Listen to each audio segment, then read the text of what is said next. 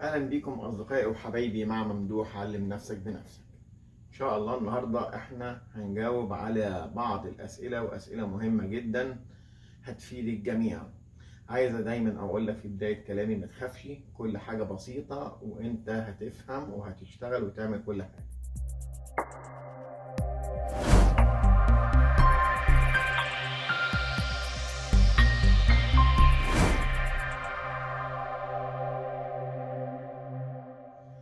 في بداية كلامي عايز أقول لكم، في بعض الناس بتسألني بتقول لي احنا عايزين نشتغل في الثلاجات ونشوف الحاجات اللي في الثلاجات ونعرف أعطالها والكلام ده. يا جماعة أنا بعتذر شوية عن الحاجات اللي هي التقيلة، لأن كنتوا زي ما انتوا عارفين إن أنا عندي قطع في رباط من أربطة الكتف، وأنا ممنوع من الحاجات التقيلة في الشيل والحاجات دي، وبنتظر فرصة إن أنا ألاقي ابن من أولادي يكون فاضي علشان يساعدني، لكن للأسف هم موظفين فوقتهم ضيق خالص. فأنا اللي هقدر أعمله معاكم، وربنا يرتب الأمور، وإن شاء الله ممكن نبقى نعمل في المستقبل حاجة تكون يعني اللي انتوا طالبينها. بس النهاردة أنا عندي أسئلة كتيرة خالص وأسئلة مهمة جدا. انتوا فاكرين الفيديو اللي أنا عملته عن إزاي تختبر الكباستور باللمبة، وعملت الاختبار على اللمبه النيون واللمبه اللي هي ال LED والكلام ده، وانتوا شفتوا الفيديو ده. في واحد سألني سؤال مهم، بصراحه مهم. قال لي يعني انا دلوقتي بالنسبه للثلاث حاجات اللي هي ان كان الكباستور او ان كان للترانس او الماجنترون اغيره كله؟ طب ازاي احدد حاجه انها تلفه؟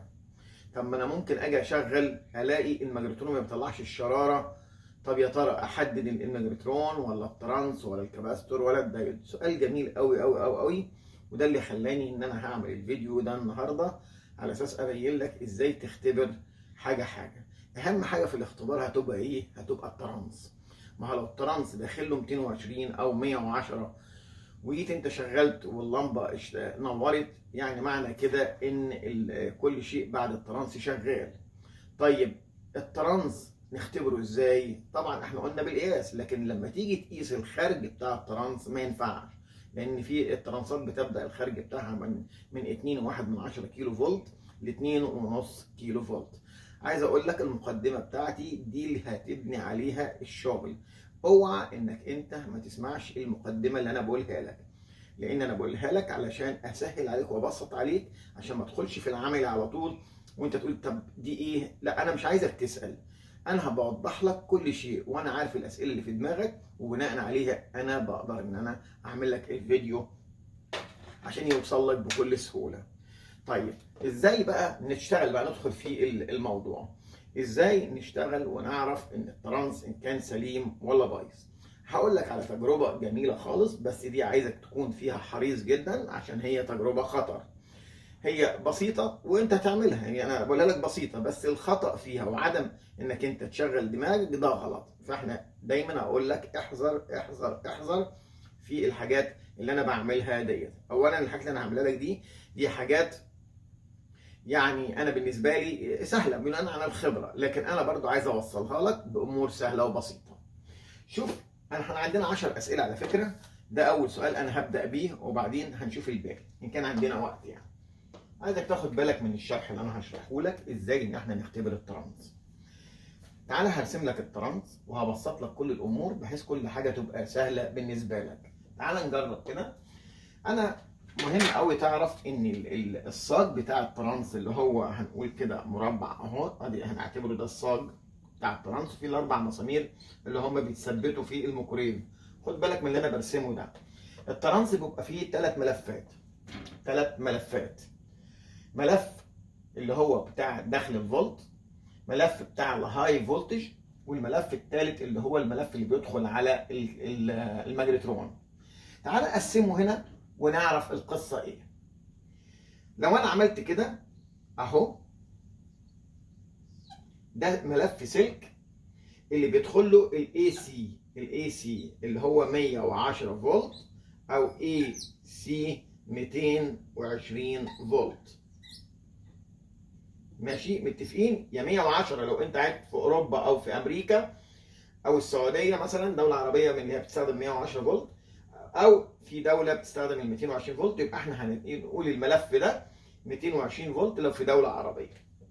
تعالى بقى هرسم لك بشكل تاني عشان تاخد بالك من اللي انا هعمله. شايف ده الجسم ده صاج، هتلاقي فيه لحام هنا سلكه اهي، وفي ايه السلكه دي ايه ملف تاني اهو بالمنظر ده، يبقى فرده منه على الصاج ارضي والطرف التاني خارج. ده ايه بقى؟ ده هنكتب عليه هاي فولت اهو، ده هاي فولتج خلاص، اللي هو الكهرباء العاليه. طبعا عايزين نمسح كده عشان ناخد السياره ناخد منها مكان كده عشان نعرف نشتغل عليه. يبقى هو ده الهاي فولتج اللي بيطلع 2، عشان اكتب هنا 2.5 كيلو، 2.5 كيلو فولت. يبقى ده بيخرج بالظبط 2.5 كيلو فولت. طبعا انا عشان اجي اقيس هنا مستحيل اي جهاز هتقيس بيه هيتحرق. طيب نرجع بقى، هنعمل ملف تاني اهو، الملف التاني هيبقى بالشكل ده اهو، طرفين بس. يبقى انت لما بتبص للترانس بتاعك بتلاقي فيه داخل 2 وفي خارج 3. طيب الثلاثه دول اقيسهم ازاي؟ بص انت لو جبت مفيش كهرباء مش هدخله كهرباء نهائي، ولو جبت الديجيتال بتاعك وحطيته فرد على الارضي وعلى الهاي فولتج ده هيقيس معاك، ولو قست ده مع ده هيقيس معاك، يبقى ده ملف ومن هنا للارض ملف. يبقى احنا كده متفقين؟ طيب تعال بقى نشوف ازاي اختبره انه سليم. ما انا قلت لو قست كهرباء مش هينفع، ليه؟ الجهاز اللي هيقيس بيه هيتحرق. طب تعالى اقول لك على الطريقه، عشان انا عاجبني قوي سؤال الشخص اللي ساله لي ده. طيب تعال نشوف توصيله هنا الاول. هنعمل كده، ادي الكاباستور. طبعا الكاباستور له رجلين، في رجل منهم اهي راكب عليها الدايود اهو، ومعاه العروه دي اللي راكبه في ايه؟ في الصاج. احنا بنرمز على الرمز ده ارض، يعني مربوط بمسمار في الصاج بتاع طبعا المكريف في البادي بتاعه يعني اقصد. انا اسف في حته بسيطه كده في الفيديو عايز اصححها لكم. انا قلت الكاباستور اهو، خد بالك من الفيديو، وقلت ان الدايود بيبقى بالشكل ده كده، وقلت العلامه البيضاء في الحته ديت. لا ده كده خطا وانا بتكلم مع السرعه، انا اسف اخطات. هو بيبقى بالشكل ده،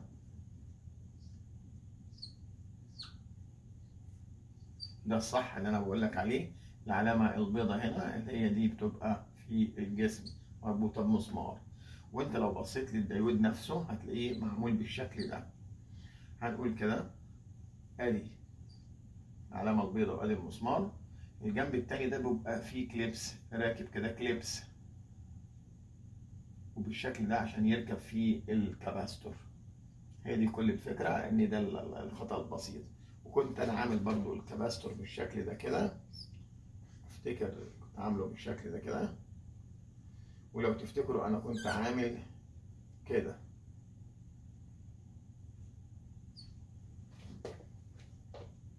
لو تفتكروا الموضوع ده، لا هي هتبقى بالشكل ده كده،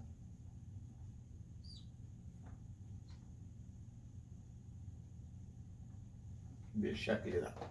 ده رسم الدايود، فانا حبيت بس اوضح مش اكتر. تمام؟ طب الطرفين دول بقى ايه قصتهم؟ هقول لك. شوف ادي هعمل كده، انا هاجي هنا اهوت وهعمل لك ايه؟ هعمل لك الماجنترون. ادي الماجنترون اهو،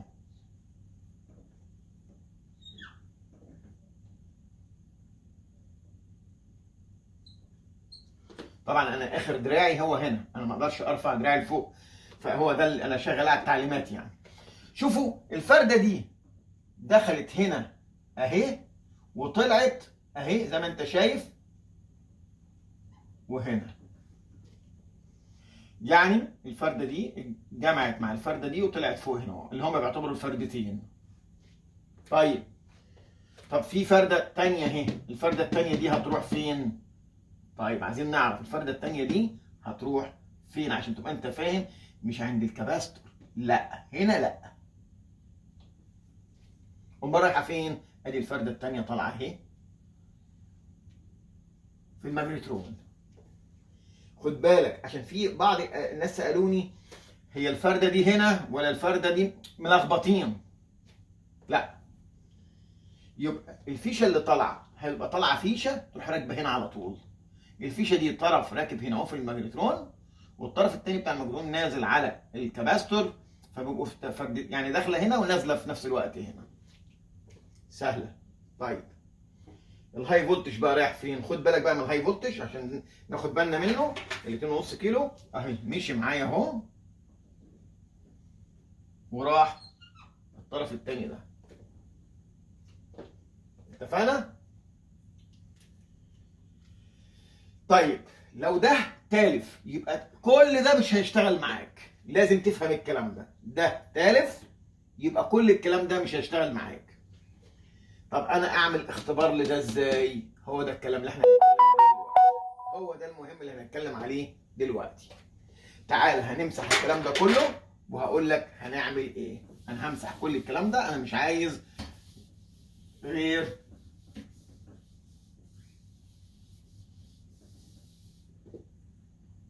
الشغل ده. انا هاجي بقى الطرف ده تقريبا هو بيبقى ابيض اهو، هكتب عليه ابيض. انا مش ممكن يكون عندك مختلف، بس هو الطرف لوحده. لما يبقوا الاثنين دول لون واحد انا عايز اللي هو المختلف، اللون المختلف. تمام؟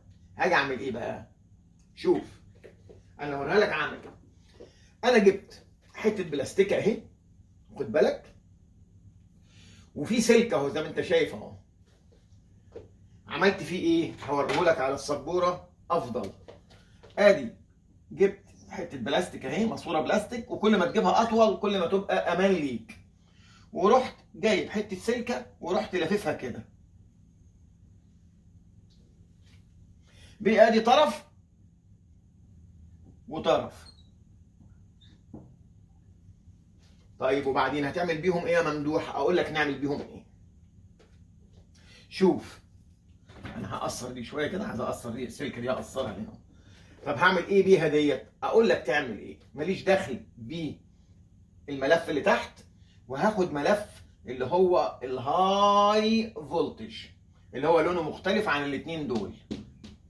اتفقنا؟ هاجي امسك اهو زي ما انت شايف، هوصل كهرباء 220 فولت. هاخد ال 220 فولت اهو، وصلت الكهرباء بتاعتي. يبقى في كهرباء داخله في الترانس. كن حذر وخد بالك من نفسك من الكهرباء. هاجي اقف من بعيد كده وهمسك الطرفين دول. طرف هلمسه على الاحمر اهو، والطرف الثاني على الارضي اهو بالشكل ده. بالشكل ده كده. طرف على الاحمر اللي هو هاي فولتج، والطرف الثاني على الجسم بتاع الترانس. ايه اللي هيحصل بقى؟ هتحصل لك شراره شديده جدا شديده جدا. هتروح شايل، ما تخافش، وهترجع تجرب تاني كده. لو عايز تشوف طول الشراره ممكن اعمل ازاي بقى. اوصل ده كده وابعد السلكه دي عن الجسم بقيمه كده، هتبص الشراره تولط. هتلاقي الشراره تولط معاك. قربت لتحت الشراره هتلاقيها اقوى، وانت بتبعد كده تلاقي الشراره بتتشد معاك وبتطلع. يبقى انا هو ده اختبار الترانس. هو ده اختبار الترانس. طبعا انا لو عملت الاختبار وطلع الترانس ده سليم، طيب يبقى انا كده قدرت ان انا احصر العيب بتاعي. بدل ما اقول يا ترى ترانس ولا دايود ولا كاباستور ولا ماجنترون، لا، انا لما اشيل ده من دماغي اهو، شلت ده خالص، يبقى انا هحصر شغلي في الكاباستور والدايود والماجنترون. يبقى انا كده حصرت الشغل بتاعي. طب هقول لك كمان على اختبار. انت بعد ما تشغل طبعا على طبيعته، هجيب سلكه زي دي كده برضو، وبعد ما افصل الكهرباء بسرعه اجي على طرفين الكباستور وهقفل على دول. ان عمل معاه شراره يعني هو كده بيشحن ويفرغ، يعني انا اشوف الكباستور يبقى كويس. ومفيش مانع انك لما تختبر الترانس لانه سعره غالي شويه، ان انا يبقى عندي سبير، حاجه ممكن اختبر بيها من ميكرويف تاني، اشيل اجرب واشوف النتيجه، على اساس اعرف الحاجه سليمه ولا بايظه. الدايود احنا قلنا ان انا بختبره بالحجر البطاريه 9 فولت. اوعى تنسى الموضوع ده، ارجع الفيديوهات القديمه وشوف اختبار الحجر البطاريه بتختبر بالدايود، ارجع الفيديوهات القديمه. طيب لو جيت انا هنا للماجنترون، وصلت كل القصه الترانس وكل حاجه، وبدل ما تحط اللمبه اللي انا كنت بعمل لك عليها الاختبار والكلام ده، انت بره ممكن تعمل ايه؟ هجيب نفس العصايه دي، هاجي اعمل ايه؟ هاجي على الفتحه الاماميه دي بتاعت الماجنترون، خلاص، وهاجي على البادي اللي من بره ده، وهعمل كده شراره كده. ايه اللي هيحصل؟ هتطلع لي شراره، خلاص يبقى ده صح. وده طلع لي منه شراره، يبقى ده صح. يبقى انا حصرت عطل فين؟ هنا. اختبرت ده بال9 فولت سالب، ده هنقول يا تالف يا سليم، يبقى ده عملته كده اهو. يبقى انا ايه اللي قدام مني؟ قدام مني الكباستور. اعمله ازاي في الكباستور؟ هجيب زي كده، بعد ما اشغل اشيل بسرعه وارجع بسرعه، عشان ايه؟ ما يلحقش يفرغ، اروح شايف الشراره. اداني شراره ضعيفه، شراره قويه، مفيش مشكله، المهم ان هو يبقى فيه الشراره.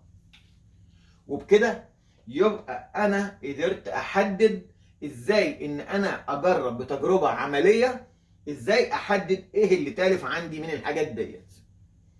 بصراحه انا بعد ما شرحت الموضوع ده اكتر من مره، السؤال ده لما جاني فانا ما شرحتوش بالطريقه ديت، فانا حبيت اوضح لك، لان انا يهمني انك اي فيديو تتفرج عليه انا عامله لك، انا قاصد من الفيديو ان انا اعلمك، انا قاصد من الفيديو ان انا ما المش فيو او كده، لا لا لا لا، انا مش عايز كده خالص.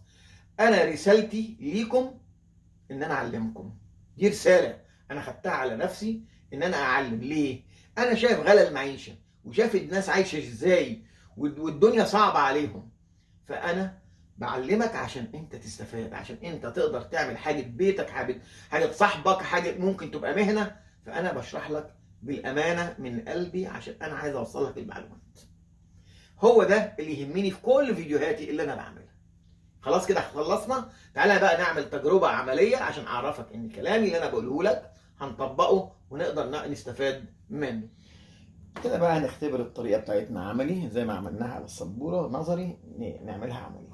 زي ما انتم شايفين كده، ده كليبسات السلك بين سلك الكهرباء ال 220، وانا عامل له كليبسين هنا، هركبهم في الترانس في ال 220.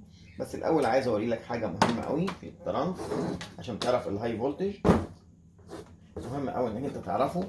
لو بصيت كده هتلاقي هنا اهوت، ادي سلكه اللحام اهيت، الملف اللي بقول لك عليه السلك طالع منه، وفي الاخر واصل على السلك الابيض ده، يعني دي بدايه ودي نهايه. لو انت قست ما بين الارض ده والسلك ده، هو ده هيبقى ملف لوحده. ولو بصينا هنا السلك الاحمر ده هيبقى ملف لوحده. لازم ناخد بالنا من الكلام ده. حاجه انا اعمل ايه؟ هوصل له زي ما اتفقنا، ادي ال 220 فولت، هوصل له الكليبسين دول. عايز اقول لك على حاجه مهمه، نسيت اقول لك ان السلكه انا بقشرها عشان تبقى كده سلكين زي ما انت شايف كده عريانين باينين اهم. هاجي هروح واخد طرف من السلك مدخله جوه الكليبس اللي هو بتاع الهاي فولتج الابيض ده بالمنظر ده، وهيبقى معايا الطرف التاني بالشكل ده، يبقى كأنه السلك الابيض اهو دخل ولف على الماسوره البلاستيك وطلع منها الطرف التاني. كل اللي انا هعمله ان انا هدخل الترانس في الكهرباء.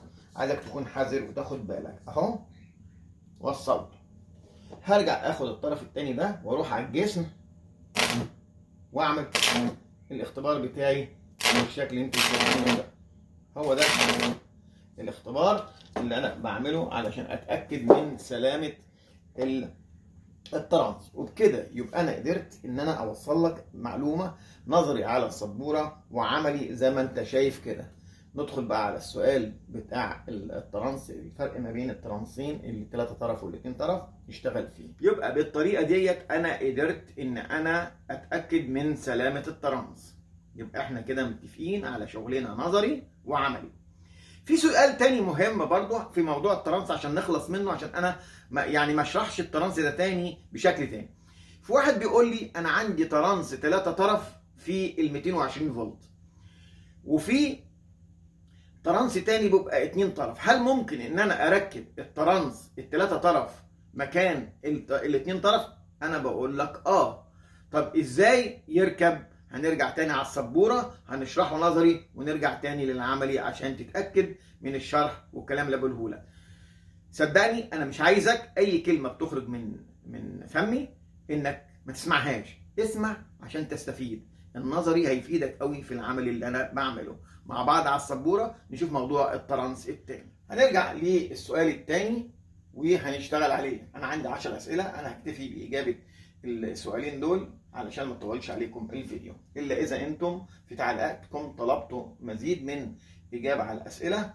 انا مش هتاخر، تحت امركم. بس هو كل الفكره ان انا مش عايز اطول الفيديو. هنرجع نقول ايه الفرق ما بين الترانسين. تعال نرسمه ونشوف. بصوا يا جماعه، نقول ادي البادي الحديد بتاع الترانس اهو بالشكل ده. ونشوف بقى الملف. خد بالك من اللي انا هعمله. هعمل الملف كده 1 2 3 4 5 6 7 8. من هنا لهنا هدي لك مثال يعني ما تاخدش الكلام يعني ده قياس حقيقي. انا بديك مثال بشرح لك عليه. نفترض مثلا 8 من 10 اوم مثلا، انا او 8 اوم، اي حاجه. انا بديك افتراض، ماليش دخل بالخارج بقى. خلاص احنا بنشرح ال 220 ازاي يركب ده مكان ده. طيب تعالى كده، ده الترانس اللي هو الطرفين، يعني 220 فولت او ال 110 فولت هنا وهنا. طيب ايه الفرق؟ تعالى بقى نشوف الفرق.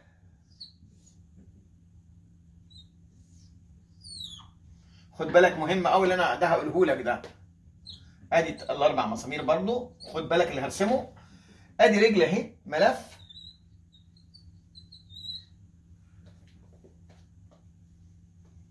هفترض ان دي 4 من 10 او 4 اوم. تمام؟ وراح عمل لك ملف تاني هنا اهو 4 من 10 او 4 اوم. تمام؟ يبقى انا لو قست من هنا لهنا اداني 4 اوم او 4 من 10. انا بديك امثله في القياس. طب وان قست من هنا لهنا يداني 4 من 10 او اداني 4 اوم. طيب تعالى هرسم لك رسمه نفس الرسمه دي، بس هرسمها هنا اهو. هرسمها فوق هنا اهو اهي، نفس القصه اهي. تخيل بقى اللي انا هعمله.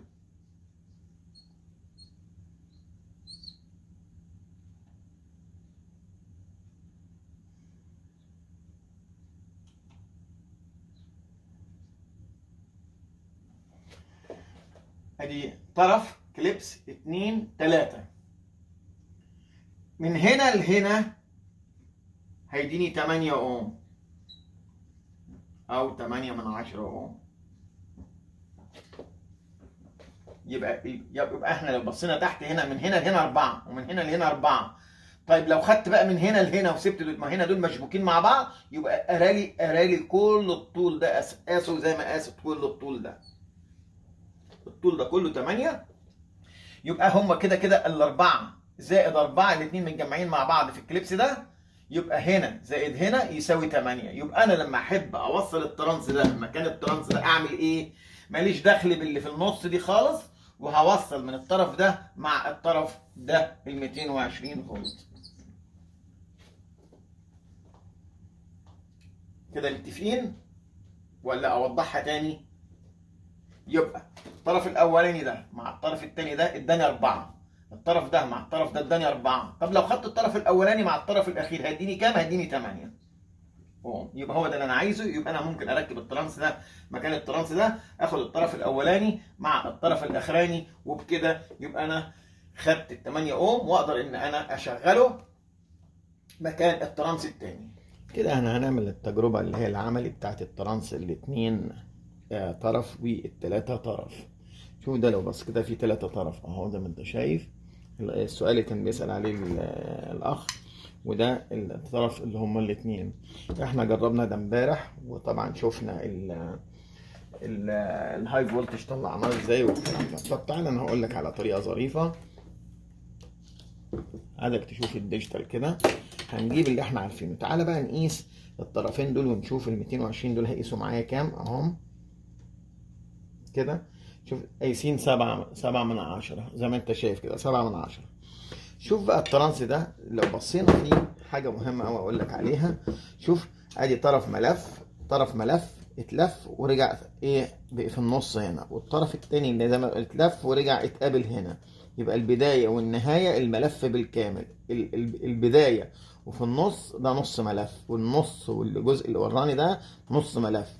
اجمع الاتنين مع بعض البداية والنهاية. همسك كده الديجيتال اهو. خد بالك الديجيتال هيقرا ايه معايا، وهاجي على الطرفين اللي هو في الاول وفي الاخر زي ما انا قلت لك بالظبط. قرا معايا كام؟ قرا معايا 7/10 زي ما ده قرا معايا بالظبط. عايزك تشوف زي ما ده قرا معايا 7/10. يبقى هو ده الكلام، مالكش دخل بالسنتر. طب ما تعالى نقيس السنتر بالكلام اللي احنا قلناه. هناخد الفردة الوسطانية. هناخد الفردة الوسطانية مع الطرف اللي هناك ده. شوف اداني كام؟ اداني 3. وجي الجنب التاني اداني 6. يعني عايز اقول لك 6 و3 9. هو لما قرا 8 9 مفيش مشكلة. يبقى انا هاخد الطرف الاولاني والطرف الاخراني. طب تعالى نجرب الكلام ده بالكهرباء بقى عشان نشوف هل الكلام اللي انا بقوله لك ده كلام سليم ولا لا. هوصل فردة اهي، الكهرباء اهي.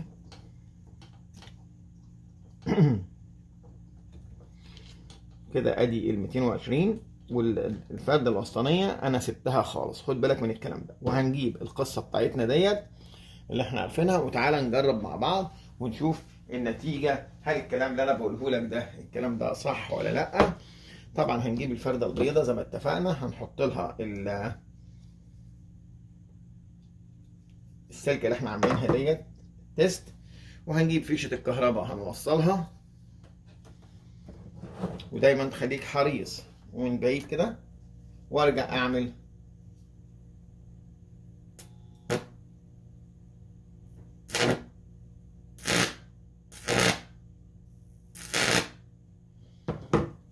وبكده يبقى احنا عملنا التيست. وانا اكدت للاخ اللي بيسال على ال3 طرف في الترانس وال2 طرف ان احنا كده كلامنا اللي انت سالت فيه السؤال اللي سالت فيه ادي كده اجابه السؤال بتاعك. يا رب يكون المعلومات دي وصلتكم ويكونوا استفدتم من الفيديو ده.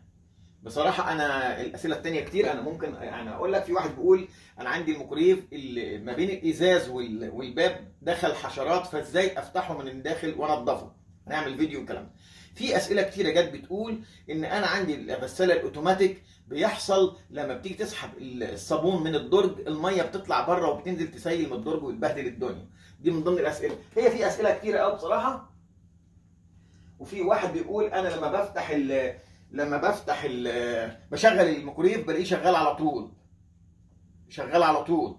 ده من ضمن الاسئله. في واحد بيقول لي ايه الفرق بين الترانس احنا قلناه، واسباب نزول الميه من الدرج، والفرن الكهرباء عنده فرن بوتاجاز غسله ونضفه، وبعد ما نضفه راح اللي حصل ان الميه عملت شورت في البوتاجاز، فكل ما بيجي يوصله في الكهرباء ويشغل بيحصل شورت في الكهرباء، فبيحصل قفله في كهرباء البيت. في واحد تاني بيقول انا عندي ميكرويف شاريه من السعوديه بس مكتوب عليه من ورا شغال تردد 50-60 السايكل، فبقول لو انا عايز اشغله في بلد تانية في مصر مثلا 22 فولت، طب ينفع اشغله ولا لازم اروح الشركه والكلام ده؟ بص عايز اقول لك على حاجه. يعني كنت عايز اجاوب لك عليه. في بعض الميكروفونات بيبقى فيه سويتش من ورا بتغير التردد وتشغل على طول، لكن لو ما لقيتش فيه السويتش يبقى هو اوتوماتيك بينقل نفسه بنفسه. بالظبط زي ايه؟ انت لو جبت شاحن موبايل هتبص عليه تلاقي مكتوب عليه 110 220 فولت. طب ليه؟ خلاص لانه ده اوتوماتيك، في دايره اوتوماتيك بتنقله الكلام ده، فده مفيش منه خوف انك تشغله يعني. في واحد بيقول عايزين ازاي تشوف لنا في الميكرويفات اللي هي شغاله كونفرتر دايره كهرباء من غير ترانس، ازاي نحولها من نشغلها من كونفرتر لترانس. انا صدقني احنا لحد دلوقتي انا دخلت النهارده يمكن لحد 614 ميكرويف اصلاح، ما جانيش واحد ب 614 جاني بيه كونفرتر. فلو جه انا عينيا هعمل لك فيديو عليه. في واحد بيقول لي الميكرويف اول ما بوصله في الكهرباء بقول شغال على طول، قلناها. بيقول لك بقى في واحد مهم قوي، بيقول لي انا عندي غساله، انتوا عارفين الحله اللي هي البلاستيك اللي جواها الحله الستانلس دي فيها ودان راكبه عليها سوسته، بيقول لو الودان دي اتكسرت اعمل ايه؟ اعمل ايه؟ ده انا هجاوب على السريع كده. ده يروح لواحد خراط يحاول يعمل له ودان المونيا، او في ناس بتصب الودان ديت ب حاجه اسمها تeflon، بتعملها بالتeflon ماده كده، وممكن يعمل الودان ديت. هو بس يسال هيلاقي حاجات زي كده تتعمل يعني. والسؤال بقى اللي احنا جاوبناه ده هو موجود، والحشرات اللي هي داخل في الباب هنبقى نعمل الفيديوهات ديت بعد كده ان شاء الله. واي سؤال انا شايفه هيفيدكم من اشخاص اخرين انا هجاوب عليه بفيديو زي كده علشان يبقى عندك معلومات كويسه. ما تنساش لو حبيت جربنا الترانس بالطريقه دي، لو حبيت تجرب الماجنترون هتوصل المجموعه دي مع بعض كامله بره زي ما انا كنت مجربها. انت عارف ترانسك سليم، هتيجي على الماجنترون هتجيب نفس العصايه بالسلك اللي انا قلت لك عليه، وتيجي على الفتحه بتاعت الماجنترون بالارض بتاعها اللي من بره ده، هتعمل عليهم التوصيله ديت، هتلاقي شراره هتفهم على طول ان الماجنترون سليم. يبقى انت شلت الماجنترون، شلت الترانس من دماغك. الدايت بال 9 فولت هتقيسه. يبقى انا اللي عندي الكباستور هشغل شويه، هشيل الفيشه، هفرغ، لقيت فيه شراره، يبقى كده سليم. يبقى احنا كده قلنا كل شيء خاصه بالميكروويف. معلش انا بتكلم عن الميكروويف كتير لان زي ما قلت لكم انا مش هقدر اشتغل غير في قلب بيتي، فهي دي الحاجات اللي انا اقدر اشتغل. هنشتغل في المراوح، هنشتغل في الخلاطات، هنشتغل في مضرب البيض، في حاجات كتيره ممكن نشتغل فيها في البيت لحد ما الامور تتحسن. نرجع نجاوبكم على اسئلتكم ونعمل لكم اللي انتوا عايزينه. نورتوني وشرفتوني وكترتوني وانا بحبكم. يا رب تكونوا استفدتم من الفيديو بتاعي. باي باي.